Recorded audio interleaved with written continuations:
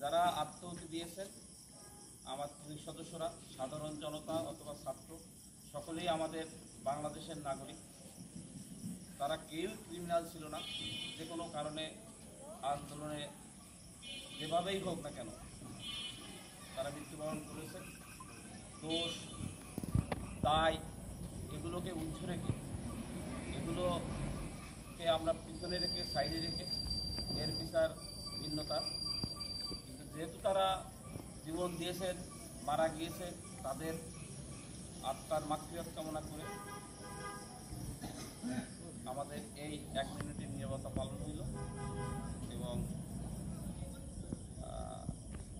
মোমবাতি প্রজ্বলন করা হল। আমরা চাই এই শোক সন্তপ্ত পরিবারগুলো যেন তাদের শোক কাটিয়ে আবার স্বাভাবিক জীবনে ফিরতে পারে।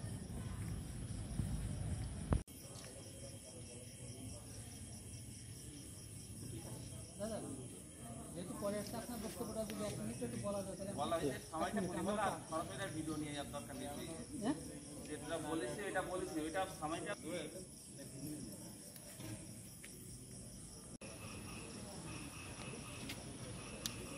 আমাদের কোনো ফোর্স যদি কেউ কোনো কিছু বলতে চান তাহলে বলেন, কেউ কিছু বললে বলেন। হ্যাঁ হ্যাঁ ভেতরটা সরব, এই ছবি ওঠাচ্ছে ভেতরটা সরব। দেশের একটা ক্রান্তিকাল চলছে। এই সময়ে রামপাল থানার সকল জনগণের কাছে আমরা তাদের সেবা করার জন্য, দেশের সেবা করার জন্য সহযোগিতা কামনা করি।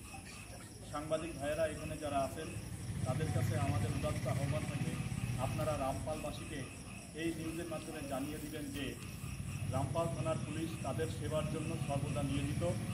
আমাদের এই থানার একজন সুযোগ্য নেতৃত্ব দানকারী অফিসার, তাদের নেতৃত্বে আমরা অবশ্যই মানুষকে সেবা দিব এবং বাংলাদেশ পুলিশের যে মর্যাদা ভাবমূর্তি তা আমরা উজ্জ্বল করার জন্য সর্বদা সচেতন ও সচেষ্ট থাকব।